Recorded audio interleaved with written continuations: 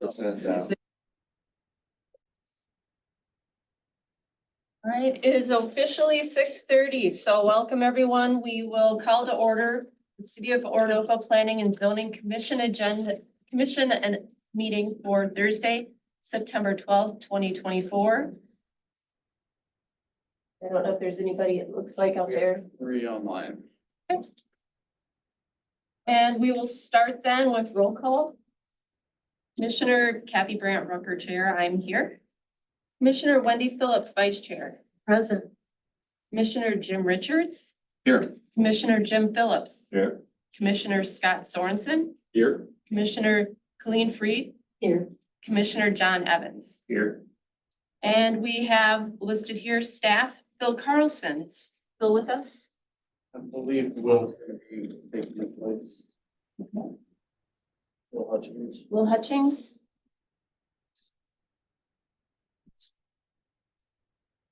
Staff Joe Palin. And staff Jason Baker is here. Next on is approval of the agenda for this evening. Are there any changes or additions to the agenda? Yeah, I would like to add, if we could add it under as A, under new business. And move the presentation to B, so the A would be Kirk Bartz, What was that? Kirk Bartz, Bartz, B-A-R-T-Z yes, and K-U-R-T, it's Kirk. K-I-R-K, so Kirk. Okay, thank you. Okay. Any other changes? Is there a second? I'll second. Second. So we have the agenda as amended, as proposed. All in favor of the agenda? Aye. Any opposed? Okay, agenda is approved. Then next on is approval of the August 8th, 2024 minutes. They were in the packet.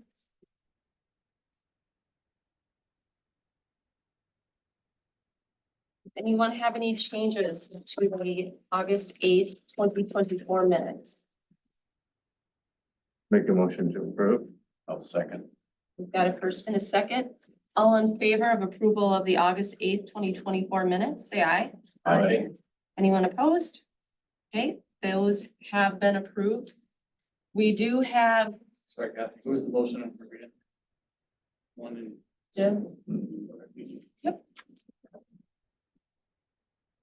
and we do have next on the agenda, public hearings. We do actually have to wait till 6:35 to officially open the public hearing. So I'm sorry to disappoint you all. You'll have to bear with us for 2 minutes.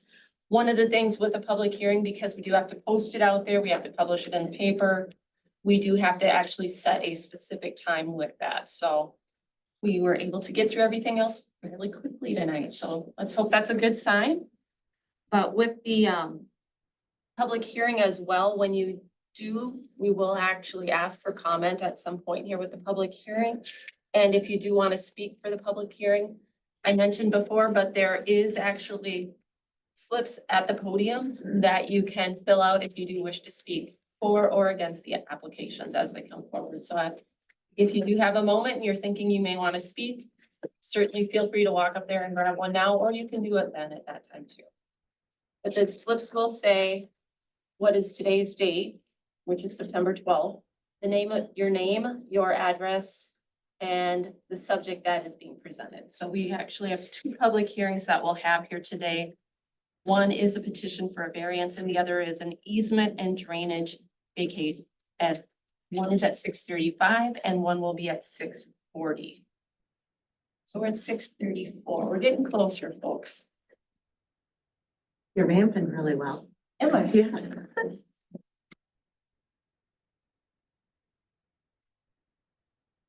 Absolutely. You're almost there, so. And I have now officially 6:35, so I will call and open the first public hearing at 6:35. This is the public hearing that's posted for 6:35 PM. The petition for variance 220 Second Avenue Northeast. And with the public hearing open, if there is anyone who would like to speak for or against the petition for variance. And we actually have two so far here. First, I have James, is it Nosebush? Nosebush. And from 142nd Street Northeast. Chair, if I may, would you like a quick overview of these requests before the public come up to speak, or do you want to hold off on that? On the staff report, Yeah, just, we certainly could do the staff report. I've got it actually scheduled after, but oh, okay, we can wait then, yeah. let's have James, if you want to come forward and James Nosbush, 142nd Street Northeast, for Anoka. I have to apologize, I can hardly hear you guys. My hearing is that bad. Anyway, I haven't seen a map of this proposal at all. I asked the city administrator and he just had a sketch. No streets, no north, south on it whatsoever. The issue here is not the build, it's the ditch. This entire property is a watershed. Brings water from the cemetery right down. A lot of times on the street. The culverts are not maintained. The city doesn't maintain the ditch, doesn't maintain the culverts. The gravel washes in and it comes in my garage at times, my shop. Comes down the street. So that ditch, what I call a watershed, the entire front yard of this house that's built on that corner is a watershed. And it's silted in, it's filled up with gravel. We used to have gravel streets here. The snow plow through the gravel right in the ditch. And from the house south, it's called Iowa Street and it's not closed. It's a city-owned street. The city owns nothing and does nothing to it. I dig the ditch out with a shovel. I've lived here for 24 years, owned the place for 24 years. I spray and keep the weeds out so the doggone water can float over the top of all the silt and get down to the river. The city engineer needs to go out there and redesign that whole watershed coming down from the cemetery and then continuing down Iowa Street. Iowa Street's about 2 blocks. So that's my complaint. At times I've had water come down the street. If the grass and the mud are high on the shoulder, and it goes in my shop. Because the city won't take responsibility for the ditches or the streets that have not been closed. And now these people, my understanding, I haven't even seen a drawing of this. I asked the city administrator and he just had a sketch which shows nothing. I want no building in that watershed. And the watershed ditch to cut deeper and wider. Across the street, we got the street, this ditch is plumb full of gravel. That'd be in front of Jack Kahn's house. Directly across from me, he built a stone wall around, which acts as another dam. The 2 existing driveways are just dams. Nobody cleans them out. Rebecca Reiser used to own that house. She had a contractor in there working. She got disgusted coming up here to the city, trying to get them to clean out the ditch and to cut the trees off the city property that blocked her property. Her solution, she sold the house, moved to Rochester. But that's the issue. The engineers have to do something with the ditch before there's any more building on that hillside.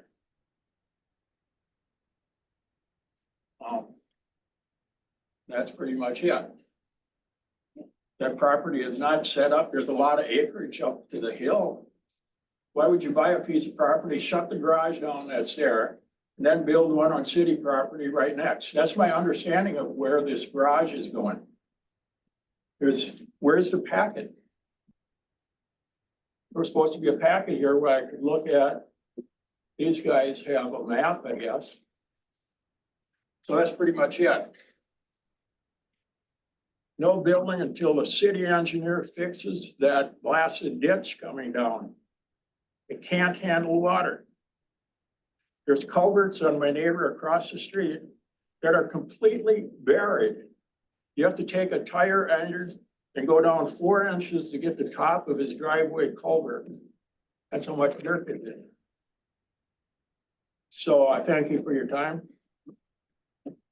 Thank you. Thank you.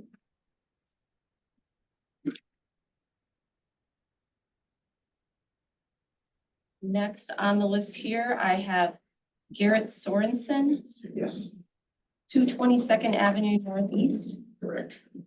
Yeah, thanks for having me over. If you could have come over, I would have been happy to show you the plans. I'm the owner of that house. I've never met you. I'm not familiar with the water. I wish you would have come and spoken with me about this. I've got the drawings and Oh, my everything. door is pretty much open. You could knock on it at any time. And I had no idea that you were having an issue with me wanting to build a garage on my property. I would have been happy to speak. well, on city property, My property. your property. Yes. So I'm not aware of this. I've had the home for 2 years. I don't know about this water that he's speaking of. I've never seen water or gravel or anything come down there, but I'm applying for a variance because when I bought the house, my contractor we turned the tuck under garage into space for my home business. And he had done checking and said, hey, yeah, we can build a garage. He had spoken with, I believe, Renee at the city. And then over the last year and a half, we ended up getting the land surveyed as was requested by somebody at the city. I believe it was Sunny at the time. So we did get the survey done. The reason that I am asking for the variance, and I see in this map here that Phil had included in the packet, he's got the driveway.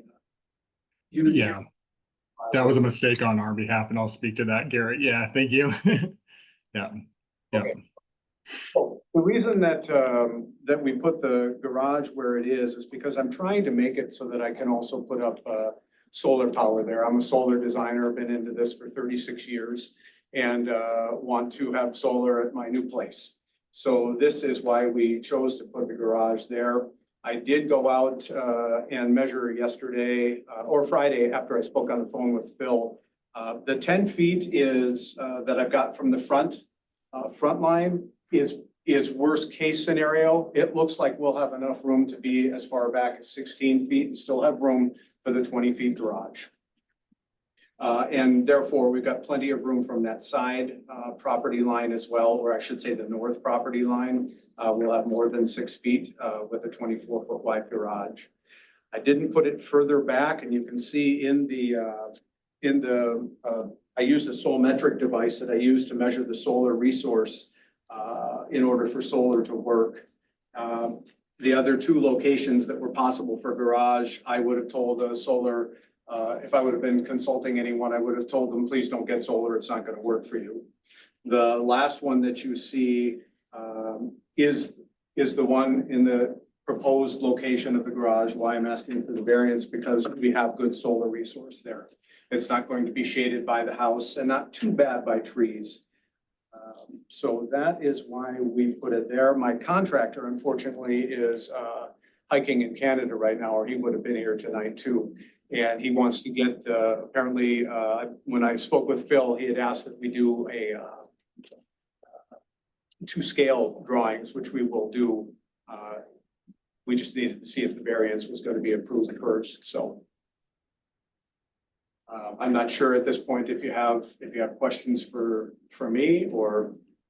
I have just a couple. Sure. The garage roof itself is gonna be a gable coming towards the road? So it's pitching back towards your house, and so it's pitching to the south and the west, or? Correct, yes, to the south and the west. Okay. Yes, sir.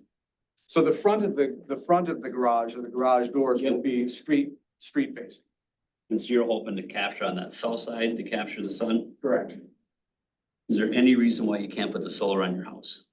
That is all shaded by the trees here. The backside is, the front, I just drove by your house, was still full of sun on there. Yeah, well, it'll be great. Street side. You see, it's kind of north facing. This, if you were a customer of mine asking about solar, I would tell you not to put them there because they're only really gonna work during the summer there. And I'm looking to have them work all year round. Especially with that pitch of roof. If the pitch was less, then it would work better. Of course, we'd have snow loss, but. Okay. I was up on the roof. I did do readings. Usually when I like to see readings above 65% solar resource. Those readings were at about 59 on that section of the roof. And I could only fit, according to the Minnesota fire setback codes, because you have to be 18 inches down from the peak as well as have a 3-foot walkway on each array plane when it's on a home.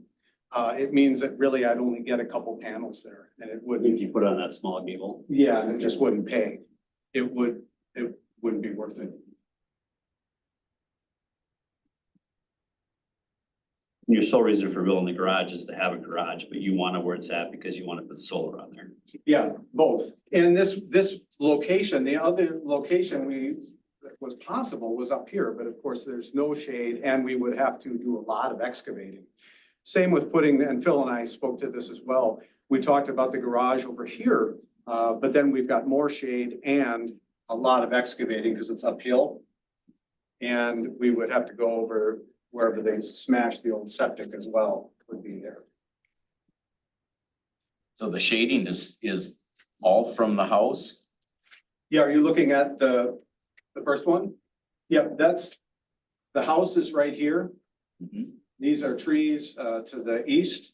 And this is, let's see, I can't remember. Yeah, that's sky number 1. So that's right back, right about here.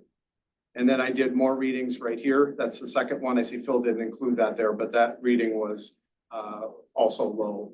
The only reading that we get good for solar is right in that proposed location. Again, it's the house is the issue that's causing the shadowing, or is it the hill or? Yep, what you're seeing mostly right there, that big chunk right there is the house itself.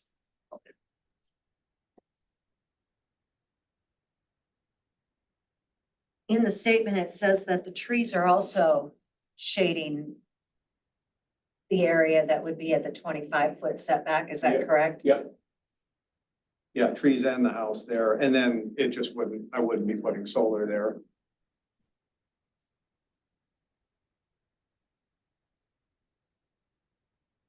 Any other questions at this time? Thank you. Yeah, thank you. Now I do have to ask a couple more times. So is there anyone else who would like to speak for or against the variance? Is there anyone else who would like to speak for or against the variance? I will just ask one last time. Is there anyone present who would like to speak for or against the variance? And as there's no one at this time, I will close that portion, the public hearing for this. What is the time? And the time is 6:49. We'll move on to the staff report, and Phil is not here, but we do have Will Hutchings. Yeah, thank you, Chair Brandt Rucker and members of the Planning and Zoning Commission. I am here tonight filling in for Mr. Carlson. He was unable to make it here to be with you this evening, but yeah, I think you've heard some of this, so I'll just detail a little bit of this for the public's benefit. So the first of 2 items I'm here to present on is a front yard setback for that detached garage. As you know, the applicant is Garrett Sorensen. He is both the applicant and property owner, and he's requesting your consideration of the variance from the strict application of the required 25-foot front yard setback zoning standard for the property located in the R1 district. This would alleviate his location issues with regards to maintaining solar access to the solar panels he would like to install on the proposed accessory structure. And is it possible to get the second page of our staff memo up on the screen as well, or I just want to show for the public and those who might be watching at home, where the structure will be in relationship to lot lines and ditches and whatnot. As proposed, this variance would reduce the setback from the required 25 feet to 10 feet, for the front right-of-way line. The required 6-foot side yard requirement would still be met. And I'm not gonna go into the technical modeling. I think Gary did a great job of that. I did do a disservice if I tried to, but one thing we did want to note is that in our exhibit, we accidentally included an earlier draft we had made where it showed the driveway as a shared access configuration. That is no longer the case. In talking with the applicant, it was always his intention to get access from Second Avenue Northeast.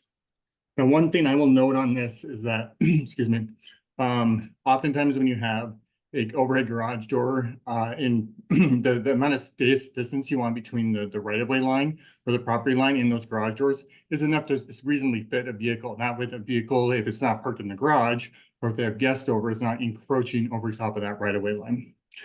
So the 10 feet would not provide enough space, but I'm happy to hear that the applicant believes he has more than 10 feet in front of that.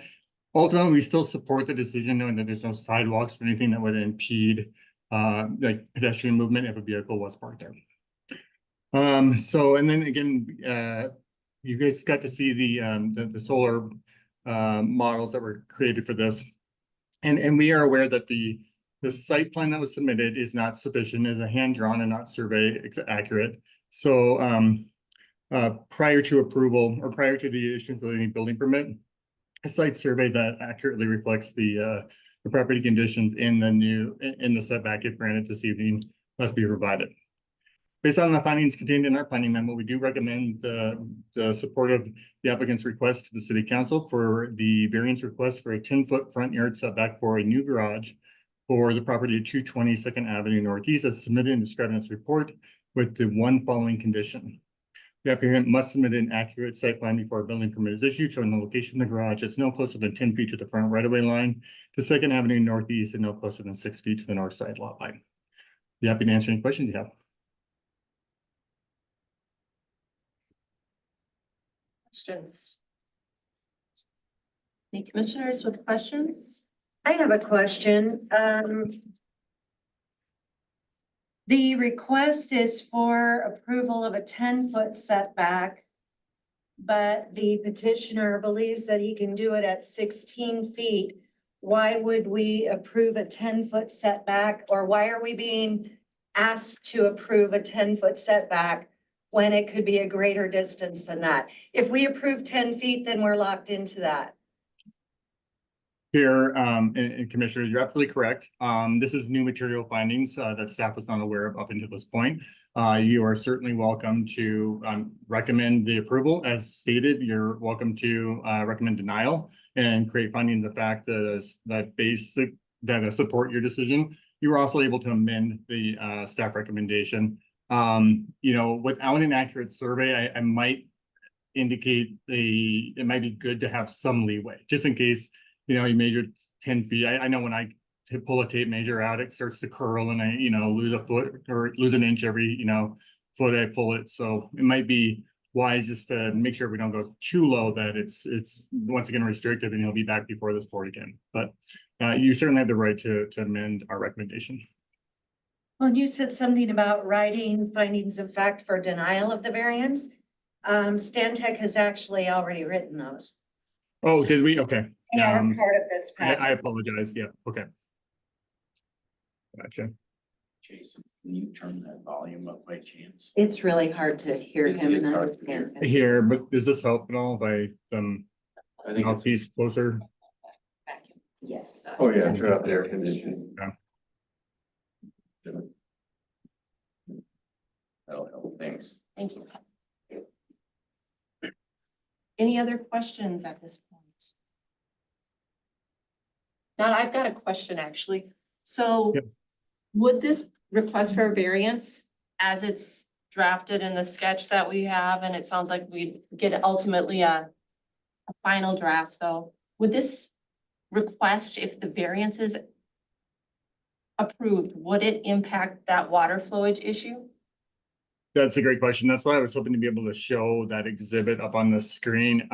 There should be no That you'll be change. able to there. It doesn't Yeah, sound like there's that's an option. really, the only change I can see that would possibly have any impact to flow, and I defer to Joe Palin in the room, the city engineer. But ultimately, if there's a secondary access approach for the new proposed garage, we want to make sure that that's adequately sized to ensure that the stormwater can still continue to flow at the volumes and the amounts needed. And then I am not certain, I know he had said that the garage that's in the house is no longer a garage, it's actually an office space. So perhaps the applicant could speak to whether or not he plans to remove the existing driveway apron and have the one for the garage be the one and only for this proposed property. I'm just not familiar with this that much to know if I can answer that one. And that was my second question was, would this request add an actual second driveway then, or would it just have the one driveway? So, I think Looking to there's, add a second. I was just saying, I think there's a couple variances that are there that haven't been addressed in this, and you know, putting in a different, another driveway has gotta come into the effect too, and also, you know, if you're setting back 16 and what we've got here is 10, we can't, make I don't think an accurate, decision on what's going on here with this without having all the facts that are here for the variance.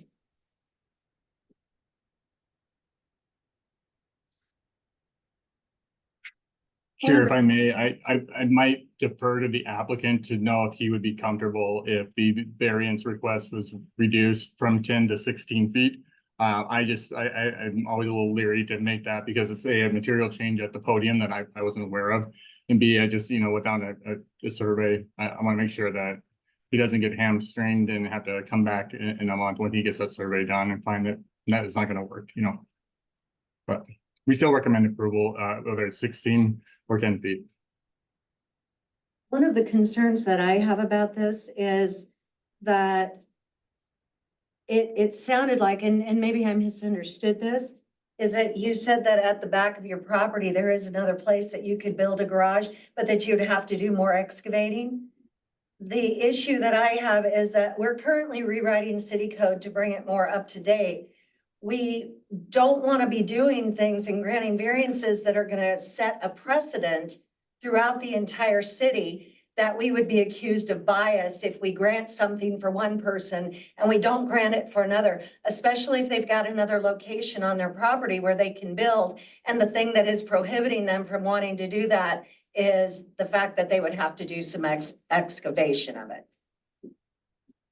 You may address that, absolutely. Sure. Please. Well, a couple things first to hit on the driveway thing. I was under the impression that the current driveway was to be removed in order to make the new driveway for the new garage.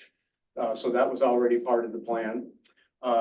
Because they told us we couldn't have two driveways and I didn't want two driveways. The other thing, as far as the other location, the possibility for the garage was up here, which is uphill, but kind of behind the house. So not only is it more excavating, it's also completely shaded, so there's not a chance for solar up there. And the driveway would have to come here right off the corner of Second Street, and then go all the way around up there. If that drawing's making sense there. In speaking to the 10 or 16 foot thing, when I had gotten a chance to text with Mike when he was out at one of the mountains, he said, go for the 10 feet. And that's what Phil and I had spoken about on Friday as well. For the 10 feet, I mentioned that it looks like we could go up to 16. I'm applying for the 10-foot variance just because having it further out away from the house and away from covering up any of the windows in the basement, which is where the living room is, would be nice to not cover up those windows as well. So a few reasons, but I hope I spoke to the driveway piece. Okay, that I so was this under- request would not add a permanent second driveway. Correct. Just This one's going away, the one currently in front of the house. The culverts will remain that are there. There's two big culverts underneath it to allow any water flow. I've never seen water in them, but and then there'll be new culverts under the new driveway that would come off the garage there. So in the interest of saving wow, a lot of concrete from having to be poured, which will make it so that I just wouldn't do the garage. I'd be without a garage because it would just be cost prohibitive as well and not be able to do the solar. So any other questions, I'm happy to answer. What is your bigger priority? Is it building your garage or having the solar panels?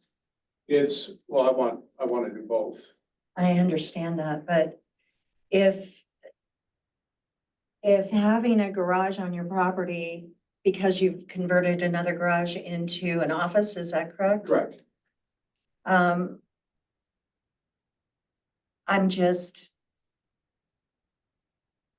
just struggling in my own head with justifying a variance when you can have a garage, which is the necessary part. The solar panels, I understand that your company makes them or you sell them or whatever that situation is. But the solar panels are not absolutely necessary for you to be able to build a garage either, correct? No, they're not necessary, no. Okay, I'm just trying to get inside of your head if I could, because it's, for me, I'm just trying to figure it out. Yeah, and building it up there means that I can do a $25,000 garage versus 60 to 70,000 up here. If I tried to, because I'm gonna have to take down all kinds of trees and stone, and it's gonna be something else. I think beyond the more excavation you do, and the more you're gonna have to pave, the worse that water problem will be too. So if we think about a watershed issue, the more pavement he's putting down, worse that's gonna be. But I don't know how to answer the watershed problem without an engineer doing. Right, to have the city engineer advising us, yeah. Right. What if there was no solar and the garage met the required setbacks? There wouldn't be all that extra concrete. If we That just- is- if it was just That put was back. what I was thinking Yeah. also. So the only way it would have to go way to the back is if they have solar back there. He said there was no solar back there. If you put it way back there, you said you could have solar, but it would just be, the cost would be, Oh, I wouldn't do, Astronomical. I wouldn't do solar back there. okay. Yeah, I wouldn't recommend anyone do solar back there because there's just no solar resource.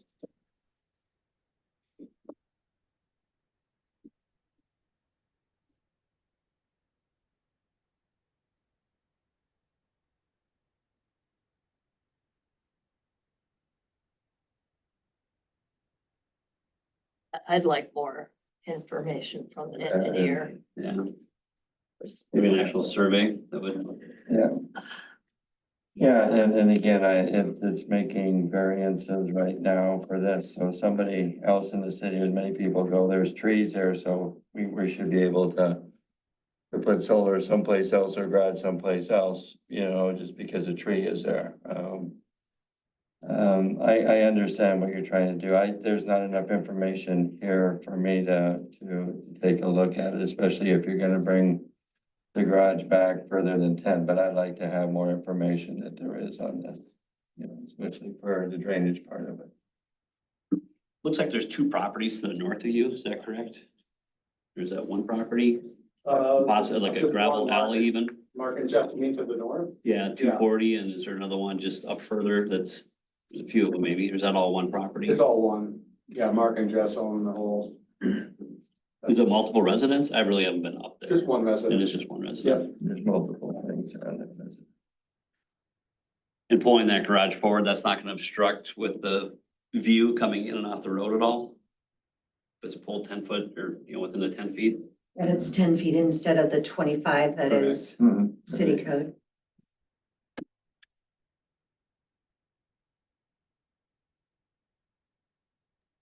Chair, if I may.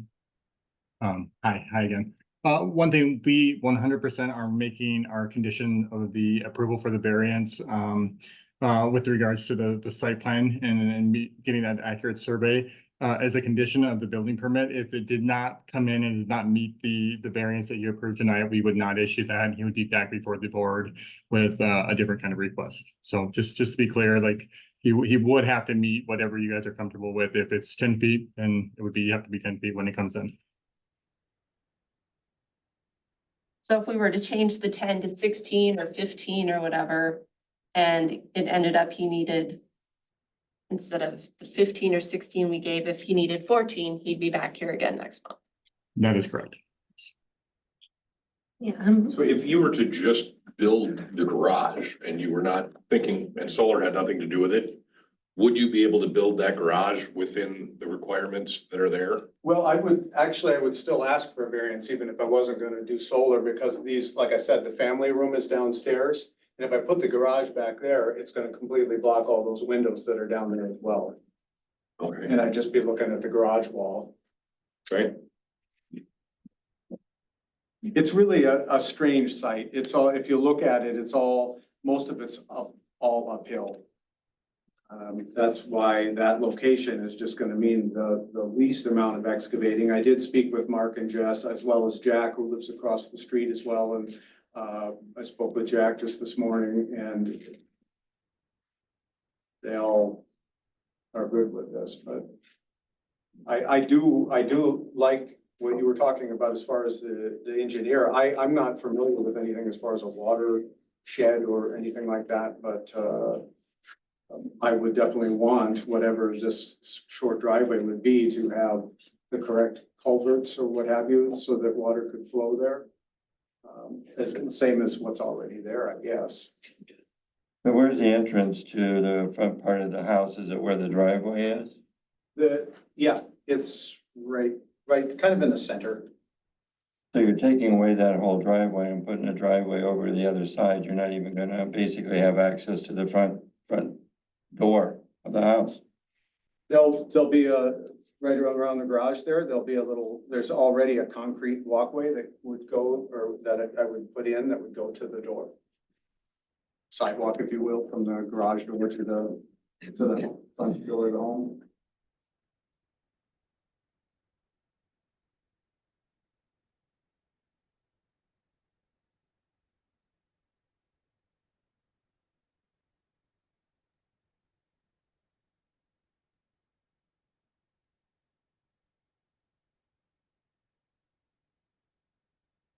Any discussion up front here?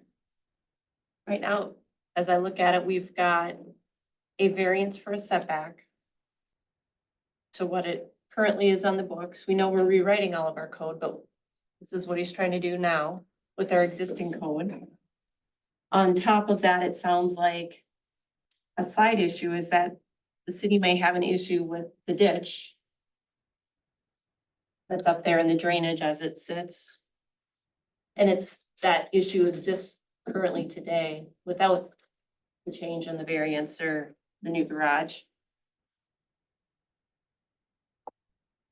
There won't be a second driveway going in. It would remain as the same single driveway, but it would be moved and the culvert would continue to be whatever is recommended by the city engineer to continue to be there. Yeah, we would just, contractor said we're just removing all the concrete from there and then just reseeding over where the concrete was. Put dirt and then grass over that.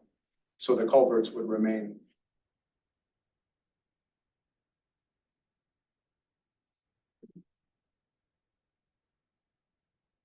Any other discussion on that? I just have one technical issue that was submitted by Stan Tech, and it's on the same page as the findings of fact for denial of the variance. At the bottom, it talks about the deadline for council action. It says the variance application was received on June 12th, 2024. The applicant has been notified that the city needs more time to process the application and has extended the deadline for final action an additional 60 days to September 11, 2024, as allowed by Minnesota statute 15.99. I believe that the extension would have put it out until October 11th, not September 11th. Is that correct? William? If it was originally, I mean, I can see on the petition that it was originally submitted September 11th of 23. And then it was resubmitted on June 12th of 24. And Yeah, this would be a new if the application. for the deadline June ended 12th one. September 11, that would only be 90 days instead of 120. I just want to be clear what it is that we're looking at, because if that September 11 date was correct, then all of this would be moot, because if It's, the P and Z or the council did not address it, he would automatically receive his variance. And so I want to, for the record, make sure that the October 11th date is what is stated in this paperwork as opposed to September 11th. And that we're all agreed that that is the correct date for the deadline to end. Yes? I'm looking into it right now. I'm just gonna put in 60 right here and I'll calculate a date. So I mean, with that, I am coming up with Thursday, October 10th. Our apologies on that mistake, Okay. Chair and Vice Chair. the other question I have is if this was submitted on June 12th, we're now looking at September 12th. How come we didn't have that before now to take a look at this? I was not involved in this review request. I apologize. I can't answer that question. I believe anytime it's usually held back is because we're working on getting more information that's necessary to actually have something that's presentable to this board and make sure you have at least enough information of what the request is before we bring something forward, or because it was deemed incomplete at the time of the submittal. We would bring an incomplete application to you to have to review, because you wouldn't have any information you need to be able to make a decision. I believe if the application was incomplete, the clock would not start, would it? Absolutely. And so if the application were incomplete, You're then right, the yes, clock would not have started on June 12th. that's correct, yeah. It sounds like the reason notice was just the city needed more time to process the application. I can't speak to this, I apologize. Maybe Renee or Jason might know some background, I apologize. Yeah, 3 months is a long time for this Everything I have application. is we're waiting on getting all the proper stuff. Stantec needed the proper documentation, as you said before, so. That was the delay with it, was trying to work with him to make sure they got everything that they needed to be able to present. Excuse me. This happens from time to time. It's pretty common that sometimes we're just not having everything ready at the time we need it. So it's not like the staff is holding it back on purpose or the applicant is trying to push something through that's not ready, so. No, I certainly wasn't intending to accuse anybody of anything. I'm Sure, just. yeah. No, I get you, yeah. June 12th, we had an application submitted that may have been incomplete or partially complete, but we don't know what date it was fully received by the city and a complete application. 'Cause that's I have some of that here. I mean, the Stantec is paid by the city, so it's really when we get everything is when it's complete. Whether Stantec, if we're slow getting it to Stantec, that's on us. Yeah. City. So really, I look at it, they submit it And we Right. accepted it. and we accepted it, Mhm. and we Yep. have so many days to Act on reply. it. And it's on us if we don't have our stuff together. Absolutely, It's on us being the city. yeah. Yeah, this is a misstep. 90 days is a long time for us to be seeing this for the first time. So are we clear that it actually runs out in October then? That's. for October sure? 10th is the October 10th. date that we were given, as opposed to September 11th. Okay, So, otherwise we would, Yes, and the applicant has been properly notified of the additional 60 days, so you guys are still in compliance, and October 10th would be the date you're shooting for. Action by the city commission. there may have to be a special meeting. So we have two choices. One is we can take action and recommend something to council. Or we would have to set up a special, council would have to call and set up a special meeting, or we would. Yep. In order to take action to make it by the time frame required, because council only has one meeting. Right. We have one Between now and then, meeting between and- now and then. What is our next meeting date? And October 10th. Yeah, So yes, a little bit. I guess my question would be, when you look at the rules as we have them for granting a variance. I mean, I guess what I'm hearing here is the variance is because you want to put solar on a structure. I mean, that's really what it comes down to. That's the whole thing. So does that, I mean, It's not. my thing is, I'd That like to would just not say, qualify build it for and a put solar variance, on it, because yeah. I love solar, and I think it'd be great, and you should be able to do what you wanna do. But the fact is that to have a variance by the rules, I don't know if I need a variance because I wanna put solar panels on something, if that flies. We are held to a set of rules. We can't break the set of rules for granting variances. A variance is a request to bend or break the rules, but we have a set of rules that is unbendable that we have to comply to grant a variance. And what Scott has stated is fact, that according to the state statutes, I don't believe that we have the ability to grant this variance at this time. Yeah, what you're looking for is a hardship, planning and zoning commissioners, that is, not financially related, so. So that is correct then, what we Yeah, have you- just discussed. You would have to find that there is a hardship with this property. We believe, does believe that there is a hardship, that there is really no feasible locations. The south side of the lot with the terrain is really not a feasible location because you would have a weird garage there.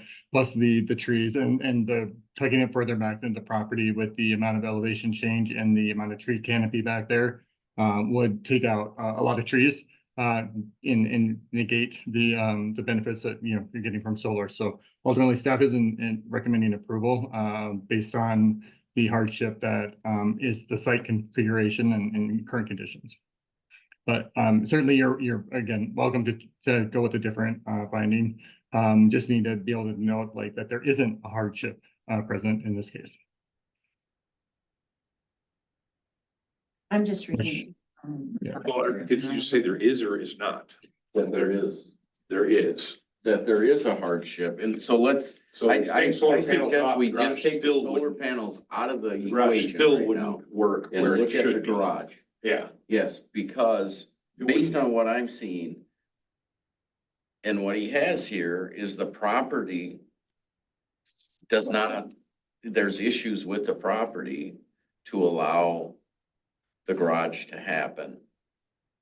As it is. I mean, if you really look at the rules, right? It is a hardship based on the property, Well, then that's, Because Yeah, of the that- topography being hilly. right? then that I would mean, make it- sense it- to, But could the garage be moved because, yes, take the solar panels out. And could the It's a garage be hard built property. Could the someplace garage else? be moved back?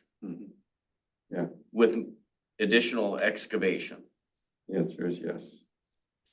So I think there's two things we look at. Yes, it's a hard property. It is a hardship based on the topography of that property. But could it be done? yeah, I guess that's where you have the kind of gray area. It Almost is. anything can be done. Yeah, It's just a matter of when does it get, the idea become ludicrous to actually do it. And, Right. Going around the house into a hill and back in the woods, I mean, could you do it? I'm guessing you could. right, which is really the whole idea of a variance. Yeah, I think if we, The house originally had a garage, Correct. and it was a tuck under, I'm assuming. Yeah, there was, tuck under, at the end of that driveway that's on that. And so the thought when we removed the garage was the plan then to hopefully build a garage? When Yeah. originally removed? When I bought the property, my contractor reached out to the city, came to the city and spoke with Sonny or Renee. And then they said all we need to do to be able to put the garage there, and then we ended up having to get the land surveyed again and. Because the understanding was, when we went to convert that space under that, he had already spoken to the city and they said, yep, we can do the garage. We said, I wasn't gonna buy the property if we couldn't turn that tuck under garage and build that. because there was no way we were gonna spend the 70 to 100,000 to put the garage further back. It's just, and yes, And having the garage right next to it, you're within what, 5, 6 feet from the house to the garage? Obviously it pies out a little bit, it looks like. yeah, But like you said, it's about the same depth as the house, so it'll block, obstruct those windows that on that side. correct.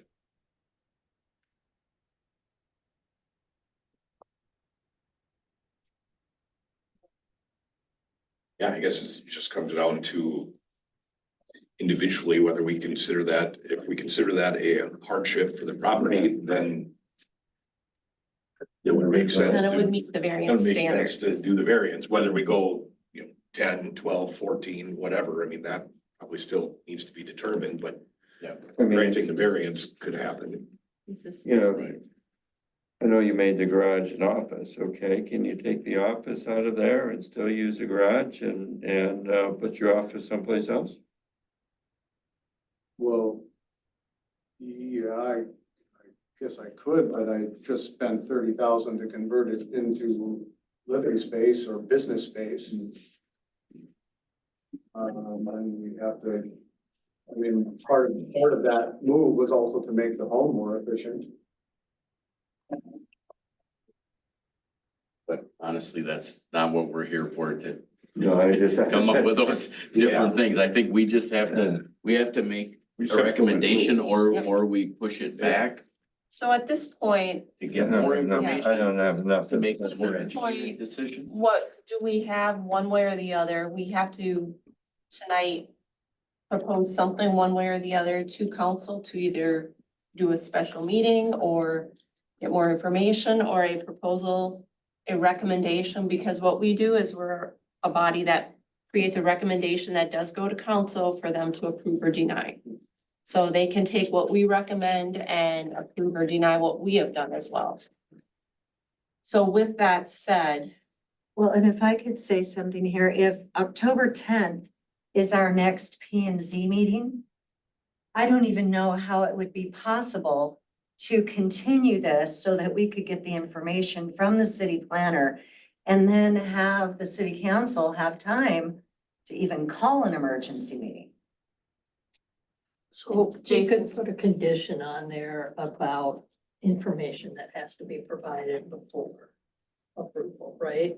Maybe we can change the condition so that we can choose how close it can be to the street. But we could also add a condition that an engineer be. Address the acceptable. watershed issue.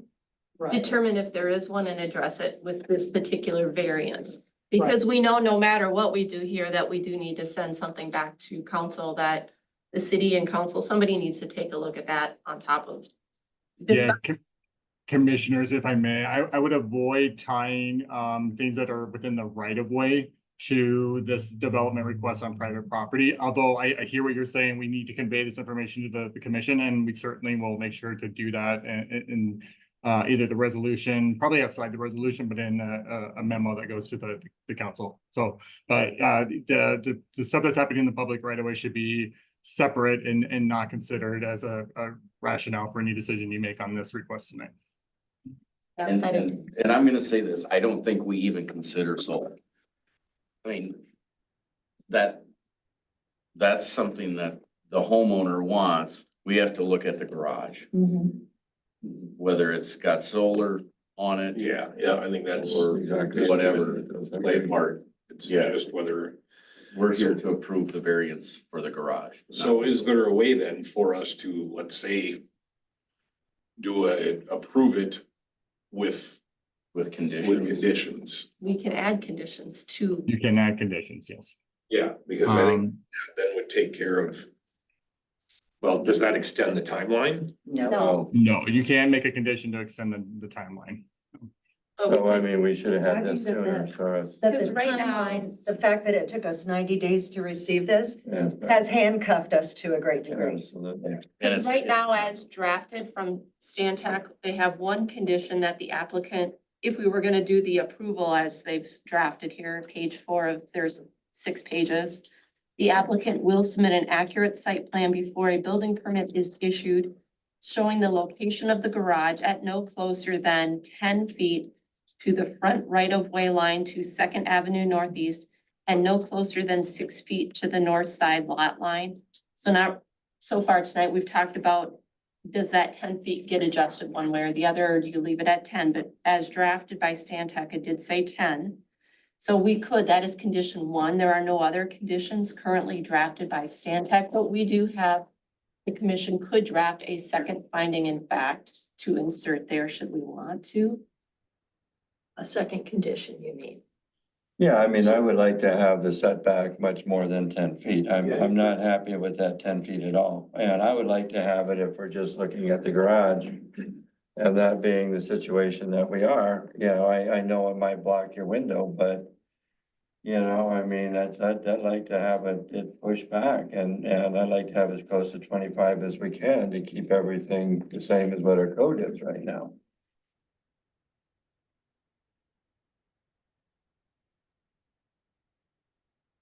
Didn't we also just kind of say that putting the garage right next to the side of the house doesn't really make sense? Well, Or- Or we, I mean, it's gonna block a little bit of The drive, yeah. the view, but again, you're still gonna be at the 6 feet. I don't know how much of that garage is where it's gonna be when you move it back. I'd like to have another drawing where it was set back at 5 feet to take a look and see what it really looks like. You know, the 10 feet, I'm not happy with the 10 feet at all. I mean, if I'm looking at that, drawing on Stantec's, 25 feet takes the garage basically to the edge of the house, Side of the house, pretty much. which is taking out a whole side of a house in terms of windows.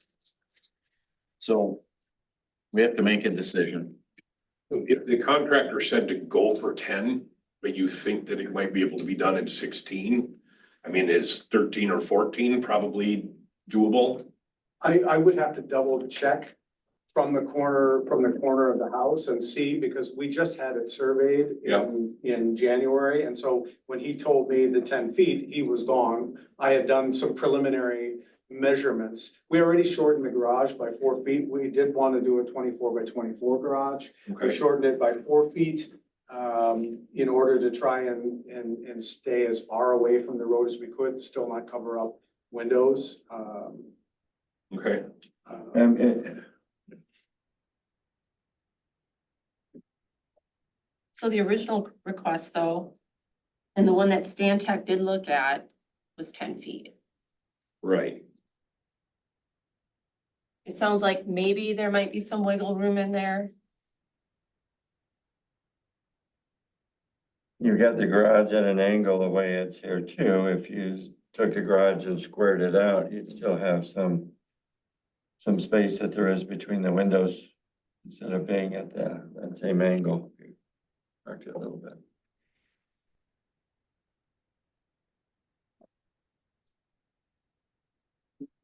Sounds like we just have to vote on whether to approve or deny. So do I have from someone a motion? Okay, continue, approve or deny, and of course you can change any conditions if you're recommending approval.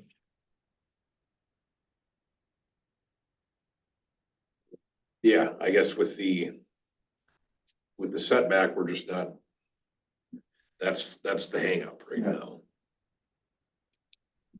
I prefer the larger setback, but I know requested originally was 10. Having some random, maybe we can push it back, makes me a little more concerned. I don't wanna have us continually. I thought it would drag be this out. whatever you're gonna get is what you're gonna use. Yeah, Yeah. I'm not comfortable voting on random at all. Yeah, I think it has to be stated. it has to be a stated number. Yeah.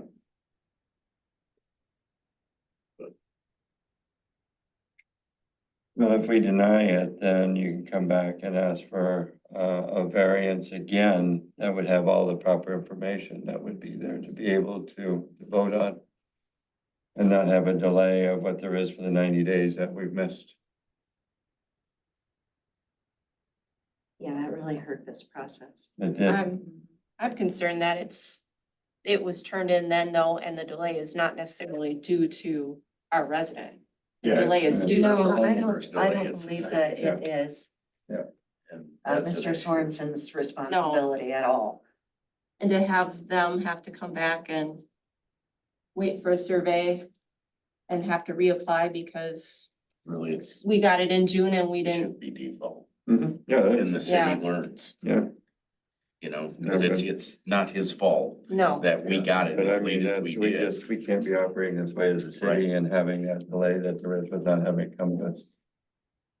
because when it gets turned into the city is really when its clock should be starting ticking. If we've got an application that's complete at that point, That's right. clock ticks. Now, if it takes us a while to get it to Stantec and get things communicated or get Yeah. documents sent to them, that's on the city. That is not. That's on- right. And you know, it shouldn't be on the homeowner. Yeah, No. if we had it earlier, then we could say, we can't do this as is, we have time to change it, make it work, but Came in For no June, fault of this is his. September. we need Yeah. to figure it out, so, and there is a hardship there, so we almost This Yeah, is a lessons we learned just as need far as to I'm concerned. vote on it the way that it is, I think. Yes, so we've got an option. One option is if we're looking at our packets. When we're looking at the variance standards after that page, there is a page that does have a recommendation from Stantec. And I can read that one. There is also, they had findings in fact, should we choose to deny. But the recommendation that they had on page 4 of 6 of the packet that was posted. I recommend that the Planning and Zoning Commission recommend to the City Council approval of the variance request for a 10 feet front setback for a new garage for Garrett Sorensen at 220 Second Avenue Northeast as submitted and described in this report with the following conditions and findings of fact. So this is what we had gotten from Phil. And there was one condition of approval of variance. The applicant will submit an accurate site plan before a building permit is issued showing the location of the garage as no closer than 10 feet to the front right-of-way line to Second Avenue Northeast and no closer than 6 feet to the north side lot line. Then they did have 7 findings of fact for approval of variance.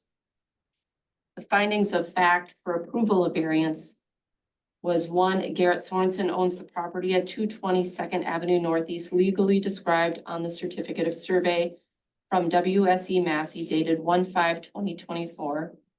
2, the applicant wishes to build a new garage on the property 10 feet from the front lot line with roof-mounted solar panels. 3, required setbacks for a new garage in the Orinoco zoning code are 25 feet to the front lot line and 6 feet to the side lot line. 4, the only practical location for a garage on that site that will have reasonable solar access is on the north side of the property within 10 feet of the front lot line requesting a variance. 5, solar access on the site has been analyzed by the applicant using accepted industry equipment showing significantly compromised solar access if the garage were placed in a location meeting the required setback with reasonable solar performance at the proposed location. 6, encouraging solar energy is in the public interest and a reasonable factor to consider in a variance request. 7, the variance request meets the criteria for approving a variance in section 151.401 of the Orinoco zoning code. So that is what we had gotten as a draft recommendation we could use from Stantec, should we want to, if anybody were to want to propose that. Well, and I would like to interject something at this point in number 4 and in number 5. In the inclusion of their findings of fact, it is that it is reasonable for solar access. Yeah, That is shouldn't even not- be in there. That should not be part of this consideration. Right. Because solar access is not something that's necessary to be able to build a garage that is usable. And that a homeowner would have the right to use their property in a way that they desire. Making solar access part of the reasonable use of a property is not Mhm. accurate. I agree. But we had already decided that's not really what we're talking Right, about. but that's what's in there. But that's yeah. what the Yeah, findings that's of what fact we're for approval So- state. We But put something in so there. finding that 4 changed. says though, the only practical location for garage on the site. So then from that point, that will have. That will reasonable- have reasonable. So are you saying to access. strike that part of number 4, but so it would? No, I'm saying that these are the findings of fact that were given to us, Mhm. and I'm taking them literally. Chair, planning and zoning commission, if I may. The one thing I'll add to that, and what I believe was Phil's intent is that you do by right allow solar. It doesn't need to go through any special use. It doesn't have any standards allowed, other than like roof mount heights and whatnot, clearance from sides, but by right, he is permitted to have solar. But there is a Yeah, oh, limitation. no, we didn't say no on that. No, yeah. you're Yeah. absolutely But, correct. but that not be the reason that you have the variance is because he wants to put solar on the top of his roof, okay? Right. You know, I think we're looking at what the building is and again, the amount that there is. And so it's skewed to the solar part of it versus the building in the garage, the way I look at it. So if we look at 4, is the topography, is this the only practical location for a garage on the site? Forget about the solar, but is that the only? So I think practical you've got location? other options. It is a there. narrow lot. Yeah, You know, that's but the- you could still move it back. I'm just saying, if you wanted, you could. Yeah, I think there's a difference between, is it physically possible? Yeah, Or is it, does it make any Financially sense feasible. at all? yeah, right, I mean, there's gotta be financial hardship too. yeah. Yeah. but You know, just so, when you look at the topographic characteristics of the site, is that really the best, most feasible location? yeah, it sounds like from what they had looked at, that yes, it is. It is, so So I think that's what we're, the only practical location for garage on the site is on the north side of the property within 10 feet of the front lot line, requiring a variance. so that is what we're gonna be voting on, I guess. So finding 4 would be the only practical location for garage on the site, and then you would strike that will have a reasonable solar access, but then continue it is on the north side of the property within 10 feet of the front lot line, requiring a variance. Right, yeah. And then you Take would out strike one number vote. 5 and number 6 when we're talking solar.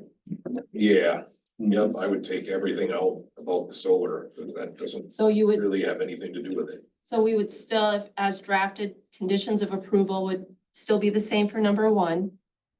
Findings of fact, 1, 2, and 3 would remain exactly as drafted by Phil. Yep, Number 4, you would revise and you would strike that will have reasonable solar access, but keep the rest of it. So 4 would read, the only practical location for a garage on the site is on the north side of the property within 10 feet of the front lot line, requiring a variance. yes, You would strike number 5, you would strike number 6, and then number 7 would be renumbered as a number 5. yes, Is that what I'm hearing?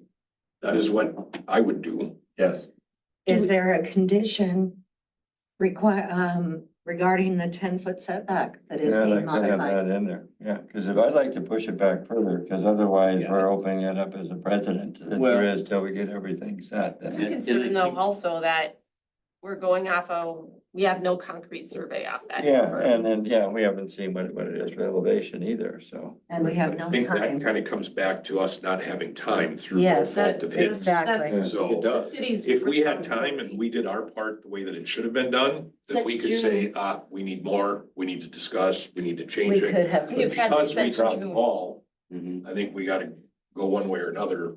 we do. Yeah, we've had I it since June. I think it's our responsibility Yeah. on that side. And I say, you know, we did hear from the homeowner that they could go 16 feet. You know, Not yet, just waiting for discussion to be over. I would put conditions if it's recommended for approval. What is the condition you would put, Jim? Pardon? What is the condition you would Well, put? the condition that I would put is that the setback is further than 10 feet, that it's, you know, we heard the homeowner say at least, you know, they could get it to 16 feet. Possibly. Possibly. That's my concern is the possibly there. Right, And- well, but I think we put it as a condition, and if the condition can't be met, it can't happen.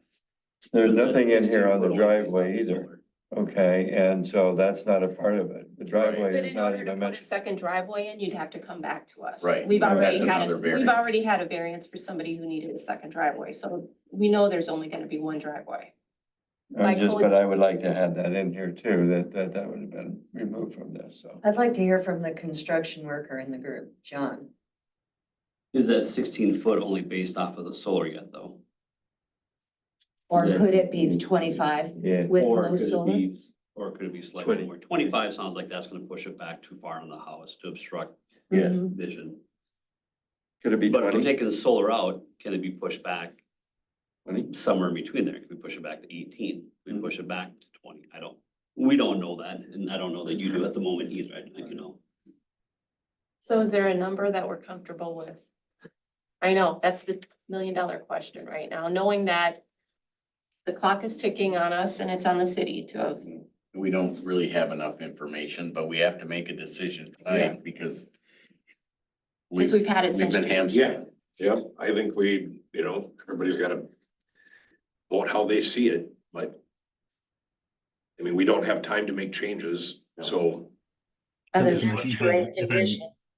If I may, the applicant, the new information came forward tonight about the 16 feet, but the applicant did come back to the podium and attest that their request that they're making is for that 10 feet. So that can maybe help you guys just decide is that that's what they're asking and you get to decide whether you feel that that's worthy or you want to deny that. I think we've had the request for 10 feet since June, and it wasn't until suddenly September 12th here that we finally hear a different number. And everything that we've done up until this point has been looked at as if it's 10 feet, and we've not said one Yeah. word differently to our applicants since that time, to our resident of the city. yeah, if we would have done our part correctly, I would feel different about it, but because we did not, Yeah. whenever this discussion I don't- is done, I would be ready to make a motion. Right, I don't necessarily agree to recommend it. I don't as really as it either. is and the amount of information, but this is not the homeowner's fault. Yeah. No. Yep.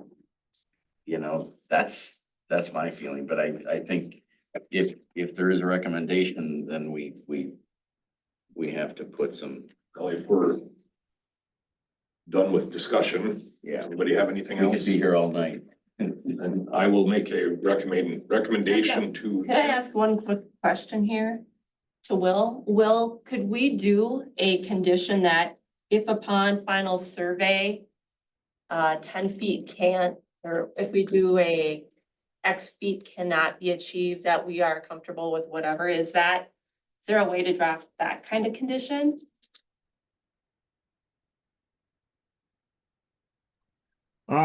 So you're saying you would like to say, okay, you're okay with 10 feet, but if you can get away with 16, we prefer that.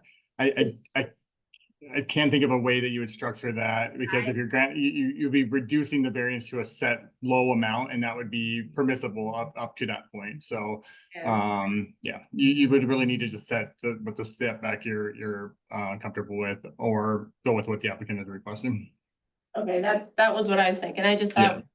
Mhm. I might as Good well question. try since we got you on the line here to just throw you on the spot and drive the bus right away. I like these, yeah, yeah. You guys are doing a great job with sticking within the confines too of the Board of Adjustment duties, so I appreciate that. All right, Scott, you were Yes, talking, sorry. If we're done having conversation, I would make, no, we got more? Yeah, I mean, I'd like to put in a condition to have a minimum of 16 feet that there is for setback. I'd like to have it at 20. To be closer, but at a minimum of 16.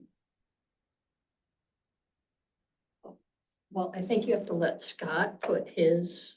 Well, I haven't made it, Yeah. I never got it out yet. We're still in the so- discussion. We're still in right? discussion. So somebody else could still do it. So we have Um, no number proposed yet. Right, so let's say that that's how it goes and let's say we change it to 16 or 13 or whatever. What has to happen after that to make that the way that it Yeah, needs they to come be? back. Is there enough? But they can't come back because we don't have enough time for Yeah, that. our runway is gone. because of our own See, fault. it's the city, on the city. We it's having can't us send change the you- number. I would change the number, but we can't because we dropped the ball. Right. So it's all or nothing. Yeah, well, we can still put the The condition in there. Absolutely. We could put the condition in there, but we couldn't put the condition in there upon such and such survey. It would, because we don't have that kind of time. We're just gonna have to pick the number. We're gonna have to pick the number and go with it. I myself, looking at, since we've had this since June and until tonight, we haven't heard it, and they haven't heard anything different and comfortable with 10.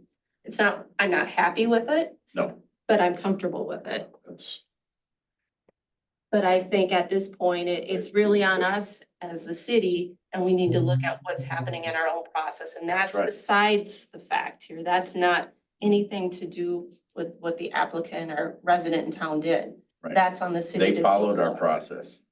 So if I'm understanding that what you're referring to at this point is leaving this without the condition other than what it states here, the 10-foot setback. As drafted. right. Because of the fact that it took 90 days to get this application from the office to the planning and zoning.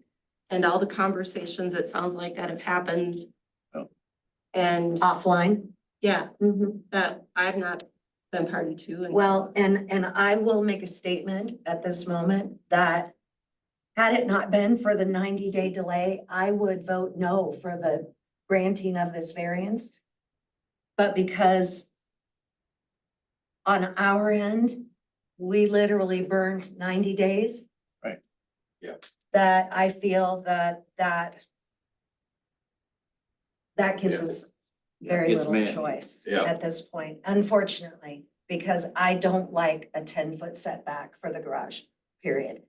I don't like the precedent it's gonna set for the city. The one thing that we will have maneuverability in and the ability to distinguish this particular situation from others is when we receive the paperwork in a timely manner, nobody will be able to say to us that we are showing bias to one resident of the city and that we are not granting the same thing to another person, because hopefully we're gonna be getting things in a more timely manner.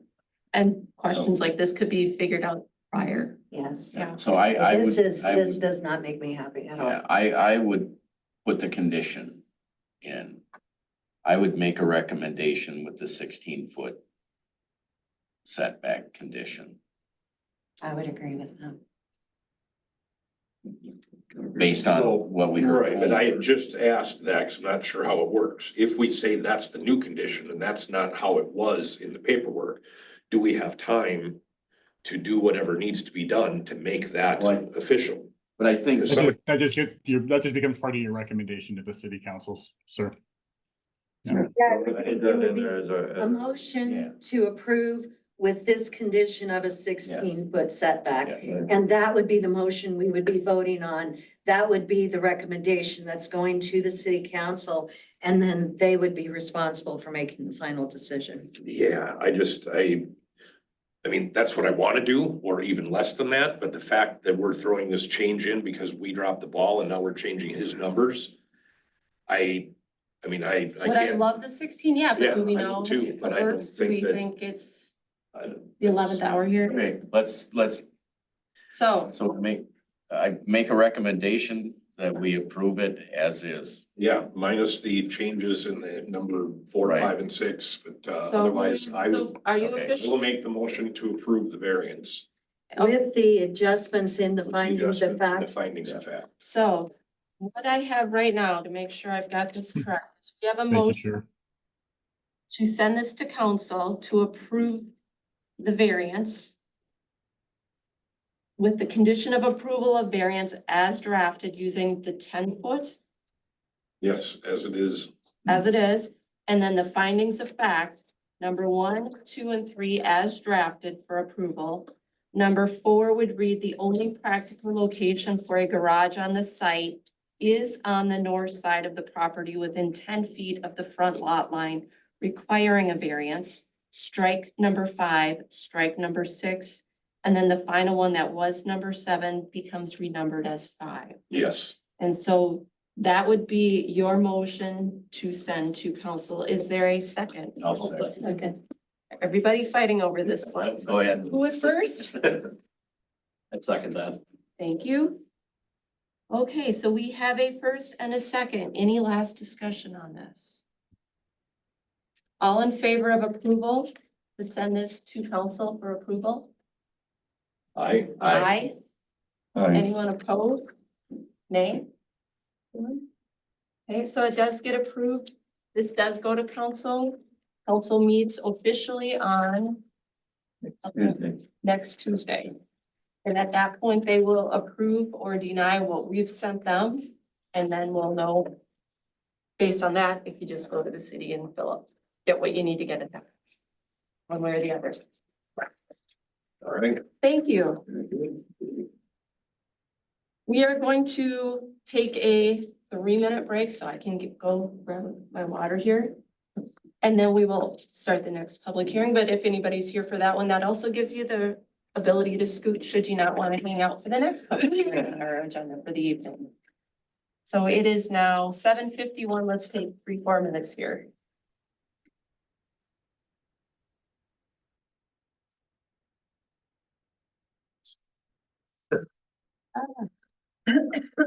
Strange. Yes. Yes.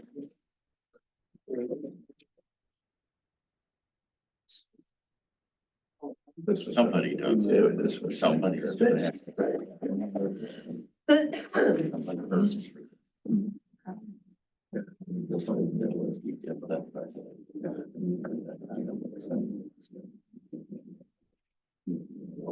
All right.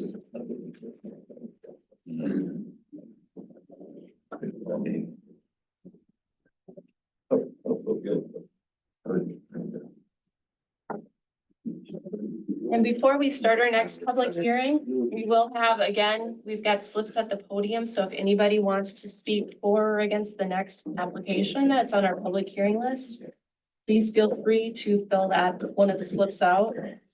And it will include just our date, name of the speaker, address, and our subject. You're in the podium. We will ask you as the. Actually, I don't think. No, you won't You're the need to. If you're the petitioner. applicant, we'll ask the applicant. No, Okay. Thank you. It was interesting when I bought the acreage, my realtor, the 5 acres, my realtor contacted me after I bought the place and informed me that my neighbor's shed was over onto my property, Mike Goodman. But we ended up having to do the resurvey and he bought that little spot of land. Oh, that was that. Yeah. I remember. Yeah, I remember that. So I've run into a few things that's moving here and Okay.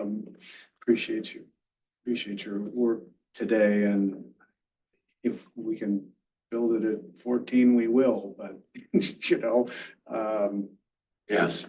we're happy to see you, but we'd be happy to not have to see you again. No, no, you know, at the end of the day, we want to make the town work and do what we can, and Me too. that's the And whole it was point. not Yeah. your fault that this No. thing was delayed for 90 days. That's all us. I'm glad that Mike Goodman was I don't know how his shed ended up getting built onto my property. He didn't know about it either at the time, but I had met him about 10 or 11 years ago. And then I went up there and it ended up being Mike, and it was just a great interaction. So we were together, we went in on the survey so that we could get it done right. Figure out. Yeah, I Yeah, remember that. yeah. Oh, really? That was. And that one worked great. Yeah. That was simple. Yeah. There it is. Yep. Yeah. Now, as far as this drainage piece that Yep. he's speaking We'll to. figure, that's not necessarily P and Z, but we can send that one back to council and the city to take a look at, so. Okay, because if there's something there, I want that. Yeah, oh, no, Obviously, don't blame me at all. Nope, and that's, That is an issue. yep, Okay, so I that's mean, that something water's to coming forward, down that from will the forward cemetery. back. It's not necessarily anything we do through our P and Z And it process, runs right by Alright. the but it's James area. absolutely something of Because he concern to lost bring the up to the tree. city, so. Okay. And the tree is still down there. Okay. Yeah. I'm gonna hang around for the next one. Yeah, well, it's. I like to it's- see how this stuff it's- works. yeah. All right, folks, Runs right for we've you. had our couple minutes now and I've gotten to have my water, so thank you all for that. At this point, we have another public hearing posted for 6:40 PM or shortly thereafter. So that just means we cannot start before 6:40. And at this point, it is 7:55. So I will open the public hearing for the easement and drainage vacate at 1376 Riverwood Court Southwest. And with that, I will say also that this is actually my neighbor and I live in this cul-de-sac, so I'm certainly more than happy to run the public hearing, but if you all would prefer, I can turn this running of this one over to our vice chair as well. So Makes no difference to me. anybody has concerns one way or the other? I'm completely fine with you Yeah. being able to remain. Yeah. You're non-biased, you always Yeah, have been. Thank you, absolutely. I try to be, Nope, I'm good with you. but with that, continuing. if everybody's comfortable with that, or if anybody No, we're fine. Please, okay, Rock and we're roll. gonna move on. 7:55, we're officially open, so at this time, we are open for public comments in our public hearing. If there is anyone who would like to speak for or against the application for the easement and draining vacate 1376 Riverwood Court Southwest. I do have to say this 3 times, so I've said it once. If there is anyone that would like to speak for or against the application, please speak up. If there is anyone that would like to speak for or against the application, please speak up. And with that, May I ask a question? Yeah. Todd, did you want to speak? Yeah, I'm sorry. That was, You guys have questions on it, that's where I take my place. So yes, I would. this is where you get to present your plan. and if you would just state your name and address. 76 Riverwood Court Southwest. Asking for your recommendation for a pickleball court and vacated drainage and utility easement. I had Mr. Palin come out and visit my site just to understand the function of the easement and my placement of the court because of the grade in my backyard. So would be on the back end lot line and then my grade dips down then flattens out again. The court location up close to our house would cause more drainage issues where it sits now. It wouldn't adversely affect any of my neighbors. Mr. Palin agreed that the drainage of the utility easement was not of any question or concern. So we came up with vacating 20 feet of the 30 feet to allow my placement of the court. And I think that covers most of it, unless there's any questions. Thank you. If we have other questions, we'll ask you after we close the public hearing. Thank you. Last round, if anyone would like to speak for or against the application. And with that, I will close the public hearing at 7:58. Any discussion? Staff report on this? The first. Yeah, I can certainly go through that for you, planning and zoning commissioners. Can you hear me better now? Yeah. Okay, yeah, my mic wasn't actually working, so I was wearing a headset for the whole first half of the meeting for no reason whatsoever. So I apologize for the audio issues. Todd Whiting, he's the owner of 1376 Riverwood Court, near the western end of the city, has requested a drainage and utility easement vacation to be able to construct a 35 by 60 foot sport court within the portion of the rear yard that is partially encumbered with a 30-foot wide drainage and utility easement. Just a little bit of background for you. Of course, your drainage and utility easements are routinely required around all your residential lots. Usually they're around 5 feet on the side yard, 10 feet wide or more in the front and rear yards.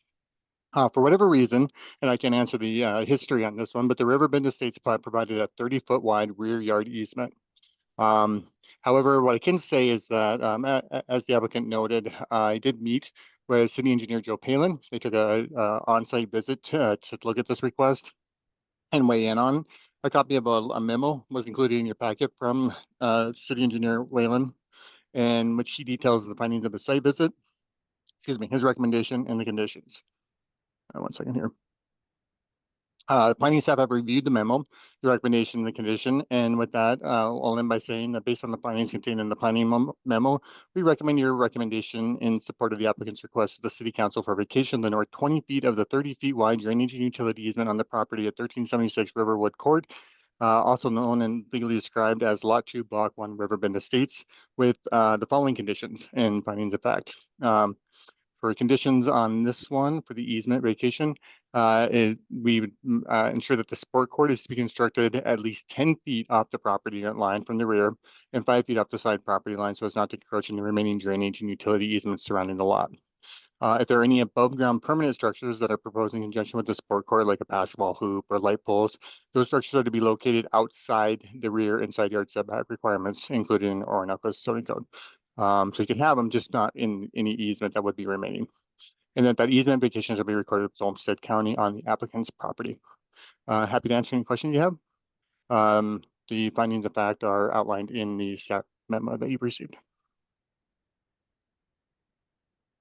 Thank you. Thing that really stuck out for me in this is that this easement is 30 feet wide and that the city routinely requires drainage and utility easements of 5 feet on side yards and 10 feet on backyards. And so that answers pretty much all the questions that I would have. Yeah.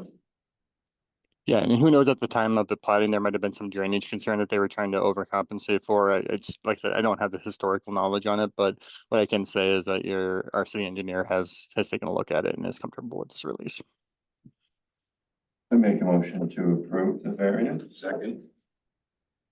Any discussion? All in favor? Aye.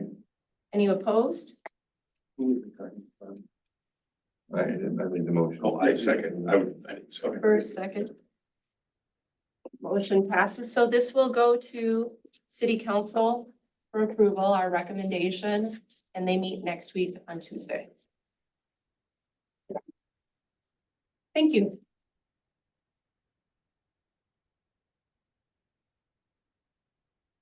So that is our final public hearing for tonight. Sort of works better on the time. We do next have, under new business, Kirk Arts is next on the agenda. And we want to go ahead and take the floor. Thank you. Thank you for working me in. Part of the reason I'm here is to answer the questions that you've gone through and discuss, try to be proactive with this, and knowing what I can do. I'm looking at, my name's Kirk Bartz. My dad owned property on the west side of town, 1215 West Center Street. Was the old kennel over that way. I'm looking at splitting the property, the front 5 acres, 5 or 6, give or take. I've got a current survey of the property. And I'm looking at, we've got a pin placement with that survey, and I'm looking at splitting off from a certain pin to the center line of First Street down there. Just so you could have the access off of First Street to both pieces of property if the split would be approved.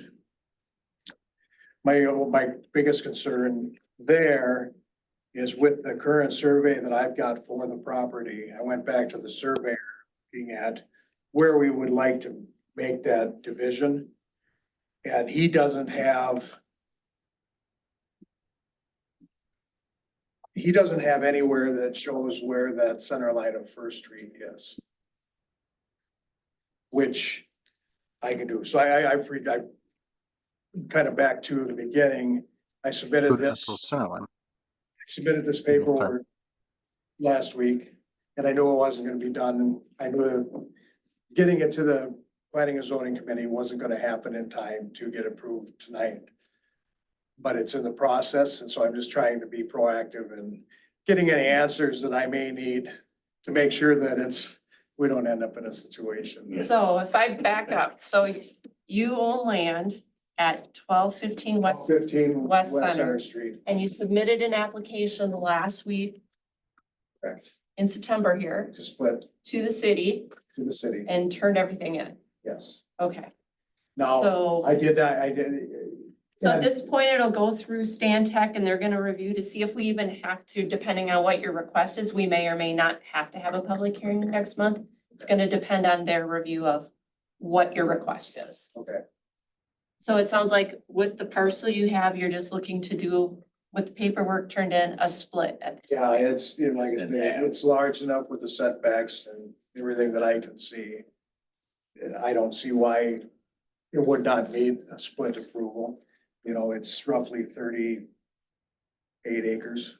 Okay. Yeah, that's what I was gonna ask, okay. And I'm looking at splitting like the front 6, which there's access from the road off of Center Street for that parcel. And then I'm also, just to be for future use, I figured that First Street center line and having access to both of those properties from that street for future would make sense. So that's why I kind of chose to split it there. And it's, if you're basically, when I submitted to the city, that was my current plot, it's basically gonna be a line from this point here This one on an angle makes sense. to the center line of First Street. And that's what's, now I did. One question I have is I completed the application to the best of my ability with the current plot map. And it says, but it, you know, they want all the actual numbers and everything as far as what that property split would be. So I went back to the surveyor to try and get that, but like I say, he could not. I guess if I don't get approval for the split, I'm looking at another couple thousand to get it surveyed, to get it. To get that decided, and so I would like to get the approval for the split before I spend more money to That makes sense. do that. Yeah. So, So at this point, thank you for letting us know that you've turned in an application. okay, We'll look forward to finding out what we get back from our zoning support, which is our company that we work with, that will review applications between our employees at the city. When you turn in the application, they will lean on them if they need other expertise to figure that out, to determine, is it something you fill in the paperwork and they can just sign off, or if it's something that needs to necessarily come back to us because you've already turned it in. Should it need a public hearing, then you would be on our next month's. And you're saying it may not just because it meets our zoning code. And I like this way, the approach on coming to us and explaining what you're gonna do, so that's a heads up, which is what we like. So, and what it is, my dad passed away in 21. And so I've been, the last couple of years, I've been trying to clean the property up, and I have a personal representative of the property, and we're looking at probably moving on eventually, but I know my dad, when he was alive, he had talked about maybe splitting roughly this area done too, but I started with trying to get a current plat map and surveyed and everything, so I could. So when I do get to the point of trying to sell the property, I've got current information and everything for the potential buyers, so. Thanks for coming. Thank you. Thank you. It's good to see how things work. And Looking forward to next. like I say, any other questions or anything you could answer for me, or anything I need to do besides just wait for the. We're right with you waiting, so we will all find out together whether we Yeah. see you next month for a public hearing or whether we just get you at the end of our meeting where they tell us what zoning applications and questions have come through for the month as just Yeah, part of the standard report from the city. because it may not require. Some things do, some things don't. So everything in the city starts with, hey, I have an idea. And depending on what it is, you may go to this, you may go to the park. It's all been a learning curve for me. I'm kind of learning. as All I of go, us. So So- I appreciate your time and thank you for allowing me. Thanks, Chris. No, we appreciate the heads Thanks, up, Kurt. so thank you. Thank you. We'll watch for the app. All right, thank you. All right, that is A on new business. Moving on to our B, Linda King presentation. Thank you for your patience and waiting and Yeah, absolutely. Commissioner, my name is Craig Britton. I'm a civil engineer with WITSEF. And I'm here representing Linda King and the developers on the proposed development here. So we did include a concept map. I don't know if this was sent out. If not, if you're okay with it, I can. Yep. Okay. Excellent. Yep. So we would have gotten it in our packet and it would have been posted on the packet that's on the city website. Excellent. Okay. I have extras if anybody wants one. Yes. Yeah. Yeah, so what this would consist of is a highway commercial development. So currently, and it's located on Minnesota Avenue on the south end, just north of 100th Street. And it would include both properties. And so the purpose or the reason that I'm here tonight is to introduce the project to you, get some feedback. No application has been submitted yet. We have met with staff. We met with the EDA to review the concept. And again, that's why I'm here tonight and with the developers here to present this to you. So the west side of Minnesota Avenue, so that's where, say, the grocery store and gas station is shown. That is, and I should back up, that this property is currently not within the city limits. So the city limits borders, correct? Yep. Yep. So the city limits is just on the north end of the property. So it involves the two properties, one on the west side of Minnesota Avenue. And the land use designation for that area is highway commercial. And the land use designation on the east side includes on the lower third, excuse me, the southern third is pedestrian oriented commercial. And then the northern 2/3 of it is multifamily residential. So the application would include not only the annexation, but also a land use amendment to include all of this property as highway commercial. And that would be very consistent with the existing land use plan all along Minnesota Avenue. The majority of the properties along Minnesota Avenue all the way up to 3rd Street include either highway commercial, historic business downtown. And so it would be consistent with that entire segment of Minnesota Avenue. But what's being proposed is a number of different uses within this development. And those are all listed in the code, but some of the users that they've been talking to include say a dental office, a chiropractic office, some office uses, gas and grocery and bank, you know, things that financial institutions, things that the community could use and benefit from. We do have on the, I mentioned that that multifamily residential designation for the land use plan that includes about 36 acres of that parcel on the east side. However, close to 9 acres of that is really undevelopable. We have the ravine that runs through the center of that property on the north side. And then we have designated some areas for stormwater treatment as well, because that will be a requirement of the development. So that would remove, like I said, close to 9 acres. And we've talked to staff and thrown out some ideas of potentially putting that into some sort of conservation easement. So that would be that wouldn't be able to be developed. That would remain as wooded area and in that. So so that would leave about 27 acres for development on that east side of Minnesota Avenue.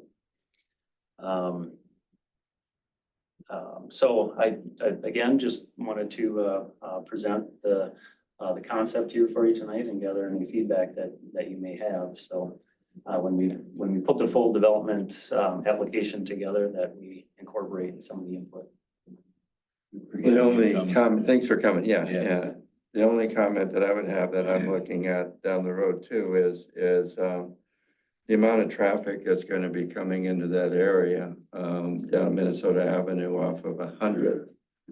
And looking at that, I think it might be advantageous to look for maybe a roundabout that's there to make it more accessible to do it, because the amount of traffic that you have right now, and that'd just be adding that much more traffic there is to that area. And I know where you have the roads coming off, just to maybe look at having, you know, right-hand turn lanes off of that to be able to get that traffic off to the side going whichever direction that they're going. You know, because that's gonna be a major problem that we have and, you know, inviting more industry or commercial in this area, you wanna be able to have that access for that, so. That's already been discussed with Okay. your engineer, and we Right. agreed to it, and basically everything that he's asked for, Okay, we So- agreed to. okay, you know, that was just one of the We just things, need as to we find do out this, what he's let's do asked it the right way and plan in advance instead of after the fact, so. Correct. Yep, and so, like Linda mentioned, the turn lanes had been discussed, so that would be incorporated into, into the development. The roundabout at 100th Street, we didn't really talk about that. We didn't know, we don't feel like a signal would be warranted there. But, and then, so we didn't really, discuss too much about the roundabout. Yeah, well, right now we've got 2,500 cars that are going up and down there every day, and then that would be that much additional that you're looking at, so I think it's definitely warranted to take a look at a roundabout. And I think that that's part of county too, that would be able to help with that, but to look at that as you address that into it, see if we can get some county money for that. I think that would help the whole city. This would be annexed into the city though before. Yeah. Okay, then I think we should be looking at that now The on, county wouldn't be, have anything to do with it, just. well, it would for the county road off of 100th. Cause that's 12 and 112. We own the road like we do. And we have to look at that with what it is. Again, I haven't got into the township stuff. We'd have to look at the orderly annexation Yeah. agreement and determine that with the county and the township. But whatever the case is, I know when we've looked at other applications that have come through, traffic is always a concern that we look at. So it's, you know, is there adequate space for a turning lane left, a turning lane right? Just making sure that, especially if we're looking more commercial here also, it's that the loading docks, the unloading, making sure you've got room for the larger trucks that would be coming through and servicing the different businesses. That the roads can handle the weight of those trucks. Yep, making sure that the road bed is the correct depth, making sure emergency vehicles can get through. And then city services, making sure all the city services that are adequate, not necessarily come up on too many applications here, at least in the last couple of years since I've been on it, but other zonings I've been on, we've also talked about, you know, when you look at the green space that you've got on there, are there any specific wildlife corridors? That's come up previously. I've heard just different things like that as well, just to conserve what you can if you're gonna leave that space, if there's anything specific back there already, and you're already gonna leave some of it, you know, are there things that you can do to move?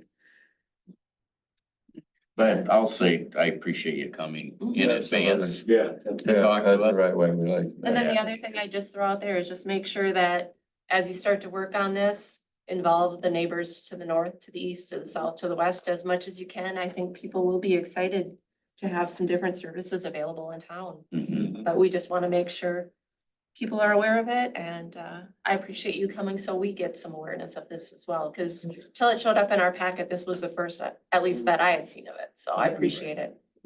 I have a question, if you could refresh my memory. It was a lot of information, you know, without having really ever heard of it before. So this land that is to the east of Minnesota Avenue, that is going to be commercial space, and the land to the west is going to be for, is it higher density That would be- residential, like multifamily? Residential. No residential. So, I'm sorry, I said, did I not say east? Yeah. you said Okay, right. I'm sorry, I've got my directions Yeah. mixed up.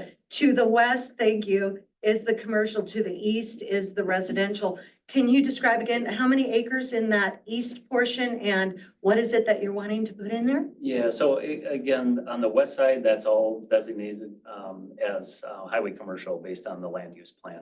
On the east side, that there is approximately 36 acres that are currently designated as high dense or a multifamily residential.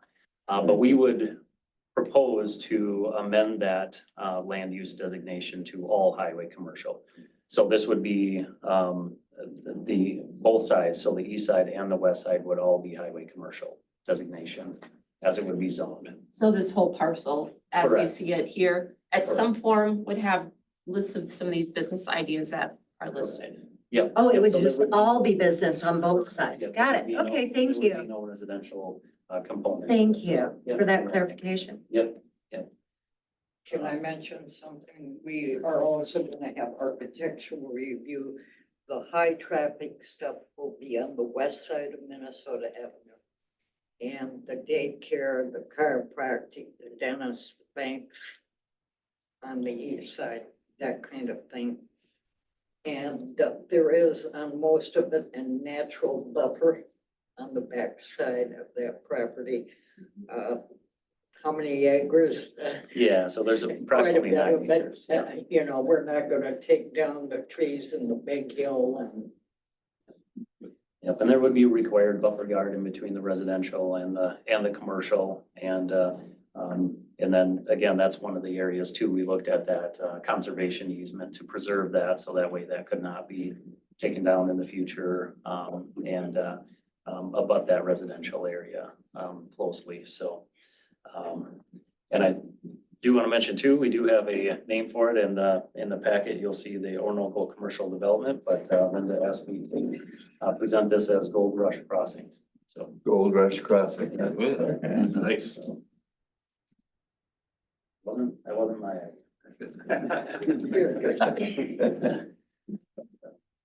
But yeah, and so as you see, like that. yeah, as you see the concept here too, again, we placed a few of the permitted uses within that highway commercial district. And we didn't include buildings on each of the lots because the intent here is to subdivide these into smaller parcels where if there was a user that wanted 1.5 acres instead of a 1/2 acre or 1 acre, they could combine some of the lots. So it leaves a lot of flexibility in the development for different types of uses. But as Linda said, the plan is to have the higher traffic users over on the west side of the Minnesota Avenue there. Then I do see just with the gas station, were you intending that to be more like a passenger or would it be also the diesel truck stop? More of a truck stop.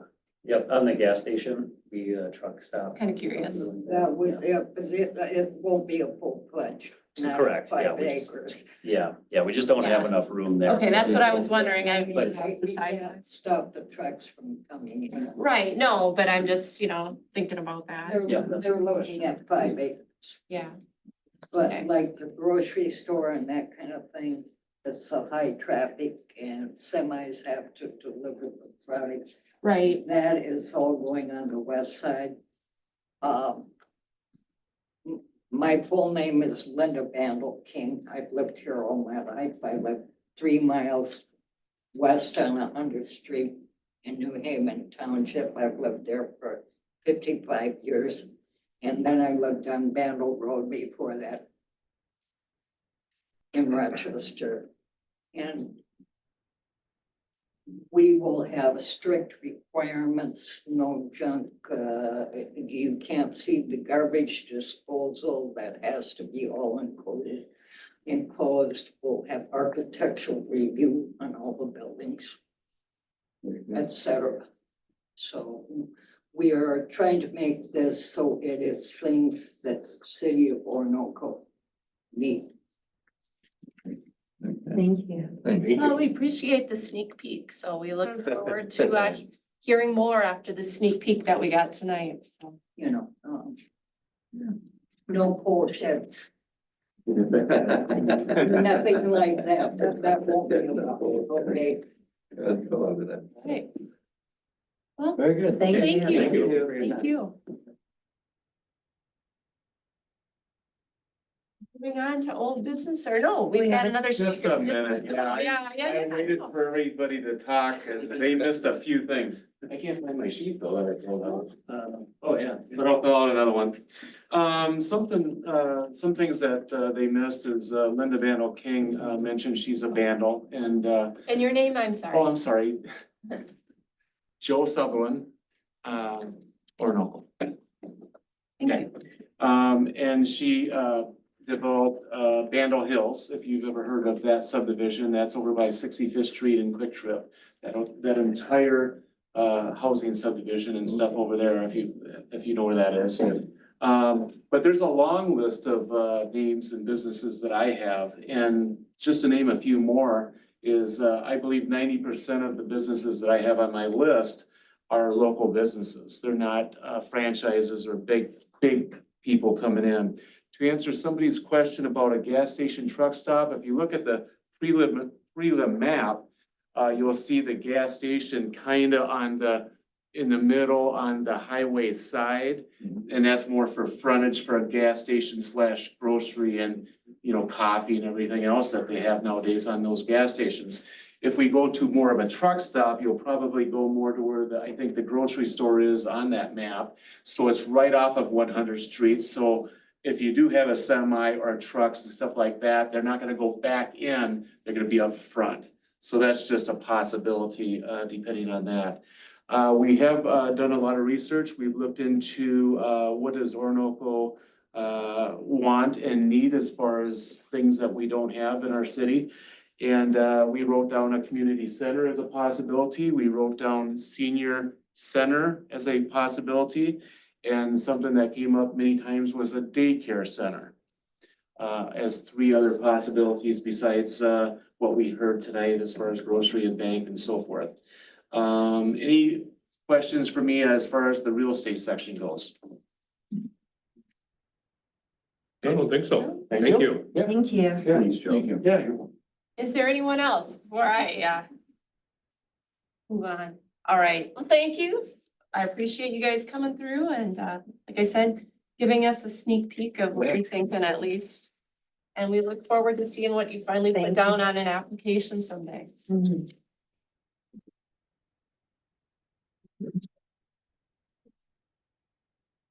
Next, we've got old business.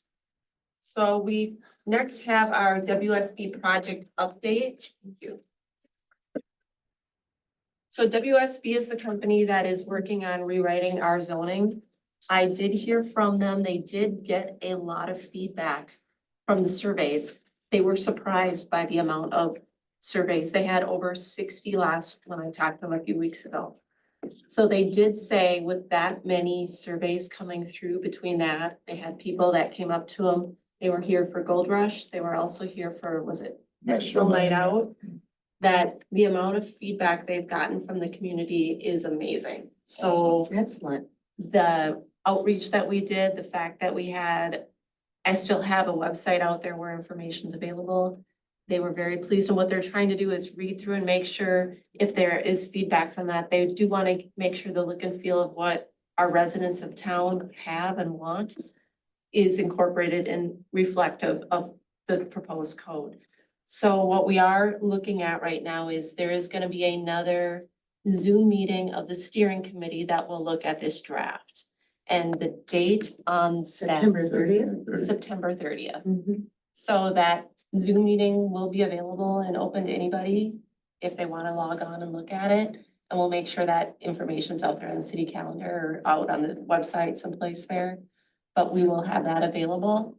And for those of you who are on steering, looking forward to seeing y'all on Zoom, or if you just want to hop on and listen, and anybody out there as well, please feel free. So what we are hoping is that this will be reflective of what the future of Orinoco is going to need, because we know there are developers that are looking to do stuff here, and we're a great community. So everybody wants to hang out. What do you say? But we want to make sure we're doing it right. Yeah. And that's the piece is we want to make sure that we continue to push forward on this, but that we are doing it and making sure that we're reflective of what we really need to have for our residents. So. Questions on? On WSB. So, and we heard in city council that, the code is ready to be reviewed. And as we understand, it's. The ordinances, Or the ordinances, it's customary to have, your city engineers and others look at it. And I would hope it comes back here first for us to review it and make any additions or you know, any We- updates. and We're then gonna be send it. doing a full review of whatever this draft is, so just if you're on the steering committee or not, does not mean you get out of getting to read all this, so it's gonna be great fun. Yeah. Great fun. But no, Coming it close. will absolutely be coming through here. My guess right now is that we'll come close to our time frame. It may be off by a month. Is my best guess at this point, but we'll know more at that meeting for sure. But we will have homework to do before that meeting, so I'm hoping it's a discussion and not a what's in it. It will be a we've read it and at least at that steering committee. For the September 30th meeting, A draft, you want us to have read the draft before we arrive at the meeting? some of it. Okay, At well, least I just want to know what have- the expectation Yep. is. Soon we can get it too. The yeah. sooner we can, the better off we're all gonna be. I thought you were being funny. Well, I'm that too, but Yeah. But That's a short as time. much as we can do, and if we end up getting to the meeting and we all end up have lots of questions, then maybe it does get pushed out, but I'd prefer as much as we can to keep this rolling forward. when are we going to receive the draft that we're expected to read before the That is September? a good Yeah. question, and I will find out. Yeah, Okay. that's about it. Our late night reading. So I will find out, and I know it might be in sections, so it may not be the full, we'll see what we've got. I do know with that it's industry standard is what I've been told, that when you do have a rewrite to the extent that we're doing, that you may send it to your existing P and Z support to just say, do you want to take a look at this? And it's usually standard and customary to just say, yep, or no, or, you know, but I did talk to them and they actually, WSB does have engineering services as well within their organization, so they are also doing a review of it from their Okay. side as well. Oh, good. Probably the one thing we may want to do is maybe check with somebody at League of Minnesota Cities to see if there's somebody up there that would want to take a review of it, because I think that might be good to just have an outside perspective. So, and that is something they ordinarily are able to do, so I don't know if or what there might be cost wise on that, but that would probably be something we can talk about at the steering committee if we want a steering to have a recommendation to come back here to have League of Minnesota Cities maybe take a look at it too. Just the better we can have this, the more clear it is, the easier it is for everybody out there in our city to understand what do you need to do. I mean, truly, our code should take care of 95% of the requests that come through, and we should not see them at P and Z other than at the end of our meeting of, here's what came through this last month. The other 5%, yeah, we might see come through, maybe not even 5, let's go with 2%. We're missing some detail in our Yeah. code. Yeah, so Very good. anyway, Well, I'd that's, just like to make sure we have the draft as soon as possible because that is gonna be some Busy time. heavy lifting. reading. Some Some heavy heavy lifting reading. to be 600 pages on the And last it's a one. busy Well, time of year. It was 600 and we're hoping to bring it down even with pictures. So it's gonna be an illustrative code, which means more graphics, which is so much easier to understand. Any other questions on WSB? Then we go into our monthly incoming zoning apps and questions. How many are watching the iWorks right now? You can track of that? I am not. I haven't looked at it for probably 2 weeks or 3 weeks now. Yeah, it's good to kind of stay on top of it. Yeah. It's something that I watch and Yeah. take a look at. I think it's very good. It helps out. so. Yeah, it's definitely a good thing to have.